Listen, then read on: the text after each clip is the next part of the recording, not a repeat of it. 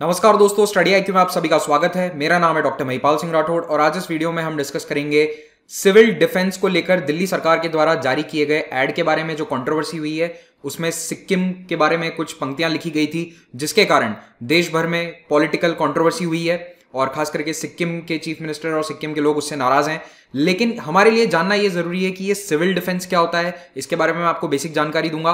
और ये पूरा मुद्दा क्यों उठकर आया है, क्या इसमें दिल्ली सरकार की गलती है या गृह मंत्रालय की गलती है, इस पूरे मामले को हम डिस्कस करेंगे इस वीडियो में। अगर आप मुझसे सोशल मीडिया पर जुड़ना चाहते हैं तो मुझे ट्विटर, इंस्टाग्राम या फेसबुक पर इन आईडीज पर फॉलो कर सकते हैं। मेरे सभी लेक्चर्स के अपडेट्स आपको यहाँ पर प्राप्त हो जाएंगे और इस टेलीग्राम चैनल पर आपको लेक्चर्स का पीडीएफ मिल जाएगा। स्टडी आईक्यू का स्मार्ट कोर्स यूपीएससी सिविल सेवा परीक्षा के लिए लॉन्च हो चुका है। इस कोर्स को आप हमारी ऐप के माध्यम से अवेल कर सकते हैं। तो अब आपको कंप्यूटर की आवश्यकता नहीं है, आप मोबाइल फोन के माध्यम से भी स्टडी आईक्यू की क्लासेस को ज्वाइन कर सकते हैं। जल्द से जल्द डाउनलोड कीजिए इस कोर्स को और यहां पर ईएमआई ऑप्शन भी आपको मिल जाएगा।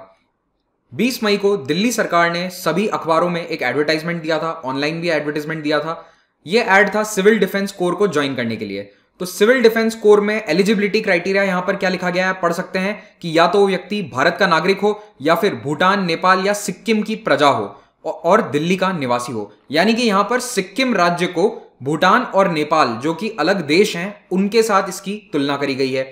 तो यहां पर इसको लेकर काफी कंट्रोवर्सी हुई। अगले ही दिन लोगों ने इस पर सवाल उठाए कि सिक्किम कोई अलग देश है क्या जो आप ऐसे लिख रहे हो कि सब्जेक्ट ऑफ सिक्किम। बिल्कुल सही बात है, इट इज कंप्लीटली रॉन्ग।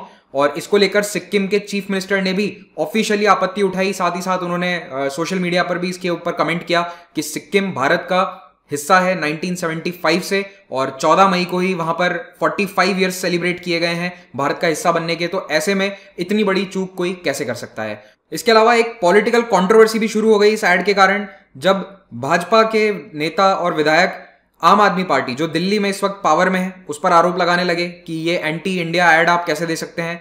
दूसरी ओर आम आदमी पार्टी के जो नेता हैं, विधायक हैं, वो ये कह रहे हैं कि हमने तो केवल केंद्रीय गृह मंत्रालय के दिशा निर्देशों को फॉलो करते हुए वर्बैटिम वही एड दे दिया है जो रूल्स एंड रेगुलेशन में लिखा हुआ है उसके अनुसार। तो अभी आगे डिटेल में मैं आपको बताऊंगा कि एक्चुअल मुद्दा क्या है।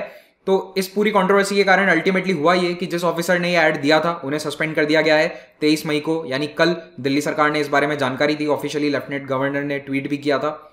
अब ये तो मैंने आपको कंट्रोवर्सी के बारे में बता दिया। मुद्दे की बात पर आते हैं, सिविल डिफेंस का मतलब क्या होता है।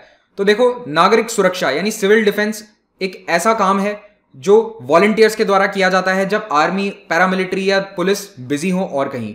तो सोचो कि देश में कोई ऐसी आपदा या विपदा आता है जैसे जंग छिड़ जाए, तो अगर हमारी सारी आर्मी, पैरामिलिट्री बॉर्डर्स पर बिजी है तो ऐसे में कुछ पुलिसिंग फंक्शंस करने में सिविल डिफेंस वॉलंटियर्स का इस्तेमाल किया जा सकता है। या फिर आजकल इनका ज्यादा इस्तेमाल होता है डिजास्टर मैनेजमेंट एटसेट्रा जैसे कामों में। कहीं पे बहुत बड़े स्तर पर आग लग जाए तो पुलिस या फायर ब्रिगेड से ही काम नहीं हो रहा है, then also civil defence volunteers will help. तो ये सिविल डिफेंस फोर्स एक वॉलंटरी फोर्स है, ये परमानेंट नहीं होती है। इसमें ऐसा नहीं है कि आप नौकरी पे जा रहे हैं तो आप हमेशा इसमें नौकरी करेंगे, नहीं। इसमें अगर आप ज्वाइन करते हैं तो आपकी ट्रेनिंग होती है, हर कुछ महीनों पे या साल में एक बार ट्रेनिंग करके आपको तैयार रखा जाता है और जब जरूरत आन पड़ेगी तब आपको बुलाया जाएगा ड्यूटी के लिए। तो ये कोई परमानेंट फोर्स नहीं है, ये एक टेम्परेरी फोर्स है और इसका काम होता है कि एक्चुअल कॉम्बैट के अलावा, यानी कि हाथों में बंदूक लेने के अलावा बाकी जो काम ये कर सकते हैं, देश की प्रॉपर्टी को या फिर देश के इंस्टीट्यूशंस को सही तरह से मैनेज करने के लिए, वो सभी इन्हें करने होते हैं। सिविल डिफेंस फोर्स को कानूनी बैकिंग दी गई थी सिविल डिफेंस एक्ट 1968 के द्वारा और इनका जो रोल है वो मेजर रूप से यही है कि एक तो जान और माल की रक्षा करना, दूसरा देश में जो नॉर्मल फंक्शंस हैं, कंटिन्यूटी ऑफ प्रोडक्शन है, वो बना रहे। यानी कि जैसे अगर युद्ध की स्थिति है तो हमारी फैक्ट्रियां सभी चालू होनी चाहिए ताकि कंटिन्यूअसली प्रोडक्शन होता रहे, लोगों का मोराल अच्छा रहे, ये इनका काम होगा। तो वॉर इमरजेंसी में इनका बहुत ज्यादा उपयोग होगा। इनफैक्ट इस पर ज्यादा स्ट्रेस 1962 की लड़ाई के बाद आया था। उसके बाद सिविल डिफेंस फोर्स काफी बड़े स्तर पर रेज करनी शुरू करी। बाय द वे, एक पॉइंट और यहां पर आप लिख लो कि इनका जो ट्रेनिंग कॉलेज है सबसे बड़ा सिविल डिफेंस फोर्स का, वो नागपुर में स्थित है। अगर कभी पूछा जाए तो एक जानकारी है, याद रख लीजिए। तो अगर युद्ध छिड़ता है तो ये अंदरूनी इलाकों में गार्ड या पुलिस की ड्यूटीज हैं उनको संभाल सकते हैं, आर्म्ड फोर्सेस को सपोर्ट कर सकते हैं, असिस्ट कर सकते हैं और नागरिकों को मोबिलाइज करके सिविल एडमिनिस्ट्रेशन की मदद करना इनका काम रहेगा। लेकिन देखो, अब आजकल युद्ध तो इतना होता नहीं है, तो मेनली इनका जो फोकस है वो अब शिफ्ट हो चुका है डिजास्टर मैनेजमेंट में। अब एनडीआरएफ से इसे कंफ्यूज मत करना, ये नेशनल डिजास्टर रिलीफ फोर्स से एक अलग फोर्स है सिविल डिफेंस। ये भी सहायता करते हैं, एनडीआरएफ भी करता है, ओके। और सिविल डिफेंस को ट्रेन किया जाता है फॉर वेरियस थ्रेट्स तो अगर कभी न्यूक्लियर अटैक हो जाए या बायोलॉजिकल या केमिकल वॉरफेयर वाला अटैक होता है तो उस स्थिति में क्या करना है, ये सभी इन्हें ट्रेनिंग में बताया जाता है। तो भारत सरकार के अनुसार सैंक्शन स्ट्रेंथ होनी चाहिए सिविल डिफेंस वॉलंटियर्स की देश भर में 14 लाख, लेकिन इस वक्त रिक्रूटमेंट थोड़ा कम है, लगभग 5.5 लाख के आसपास वॉलंटियर्स ऑन रिकॉर्ड हैं जो स्टेट्स ने डेटा भेजा है सेंटर को। तो अब धीरे धीरे जैसे कोविड-19 पैंडेमिक आई है तो इसमें भी सिविल डिफेंस का काफी रोल देखा जा रहा है, तो इसीलिए दिल्ली सरकार भी इन्हें रिक्रूट कर रही है ताकि स्क्रीनिंग वगैरह जैसे कामों में इनकी हेल्प ली जा सके। हर जगह पुलिस नहीं जा सकती है, पुलिस फोर्स में भी कई जगह कोरोना स्प्रेड हो रहा है, तो ऐसे में सिविल डिफेंस की मदद ली जाएगी।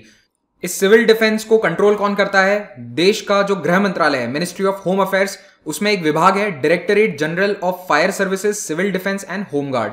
तो ये तीनों ही सर्विसेज इस डायरेक्टरेट के अधीन आती हैं और यहीं से नियम कायदे तय किए जाते हैं। तो जैसा कि मैंने आपको बताया 1968 में कानून लाया गया था और उसी कानून के बाद, एक्ट के बाद आए थे रूल्स एंड रेगुलेशंस। तो जो सिविल डिफेंस रेगुलेशंस है 1968 के, उसमें साफ तौर पर यहां लिखा है कि केवल वो एलिजिबल होगा जो भारत का नागरिक है। आप यहां पर पढ़ सकते हैं, citizen of India, subject of Sikkim और ऑफ भूटान और ऑफ नेपाल। तो देखो ये रेगुलेशन बने थे 1968 में जब सिक्किम भारत का हिस्सा नहीं था, भारत का एक प्रोटेक्टोरेट था। 1975 में जाकर सिक्किम हमारा अभिन्न अंग बना है, एक नया राज्य बना है, और इसकी पूरी कहानी अगर आप जानना चाहते हो तो आप मेरे द्वारा बनाए गए इस वीडियो को देख सकते हो, how Sikkim became a part of India. तो 1968 के जो रूल हैं उन्हें समय रहते अपडेट कर देना चाहिए था, लेकिन अब ये कहीं ना कहीं सरकार की ही गलती है या फिर ऑफिसर्स की गलती है कि उन्होंने इसको ऑफिशियली अपडेट नहीं किया है। ये मैंने आज MHA की वेबसाइट से डाउनलोड किया है, रूल्स एंड रेगुलेशंस, उसके अंदर अभी भी यही लिखा आ रहा है। तो इस कंट्रोवर्सी के बावजूद उसे अपडेट नहीं किया गया है। हालांकि वो अपडेट कर भी नहीं सकते क्योंकि उसमें कानून में थोड़ा संशोधन करना पड़ेगा, लंबी प्रक्रिया होती है। पर एक बात जरूर है, जो एक्ट है उसे बाद में अमेंड किया गया था 2009 में, तब उसमें जरूर एक लाइन ऐड कर दी गई थी। आप यहां पर देख सकते हैं, मैंने इसे हाईलाइट कर दिया है कि 1975 के बाद से सिक्किम अब भारत का एक राज्य है, तो सिक्किम को देश की टेरिटरी में गिना जाए। जहां पर भी इंडिया लिखा है इसका मतलब उसमें सिक्किम भी शामिल है। तो ये एक्ट में तो इन्होंने अपडेट कर दिया है, लेकिन जो रूल्स एंड रेगुलेशंस हैं जिसके अनुसार भर्ती की एडवर्टाइजमेंट्स निकाली जाती हैं वो अभी तक चेंज नहीं हुए हैं। तो दिल्ली सरकार के उस ऑफिसर ने क्या करा, यहां से डायरेक्टली ये कॉपी पेस्ट मार लिया और वो ऐड के अंदर डाल दिया। ये उनकी बिल्कुल गलती थी कि उन्हें सिक्किम यहां से हटा देना चाहिए था, इसे अपडेट कर देना चाहिए था। तो फाइनली दिल्ली के मुख्यमंत्री अरविंद केजरीवाल ने भी इस पर सफाई दी कि सिक्किम देश का एक अभिन्न हिस्सा है और इस तरह की गलतियां टॉलरेट नहीं करी जा सकती हैं। हमने एडवर्टाइजमेंट को विड्रॉ कर लिया है और उन ऑफिसर को भी सस्पेंड कर दिया है जिन्होंने ये ऐड निकाला था। तो अब कुल मिला के इस कंट्रोवर्सी से मेरा टेक अवे यही है कि हमारे कुछ नियम कानून कायदे हैं जो बहुत पुराने हो चुके हैं, उनमें अपडेशंस की आवश्यकता रहती है, तो वो अपडेट्स हो जानी चाहिए। इसी के साथ ये लेक्चर समाप्त होता है। Thank you very much for watching this, have a great day.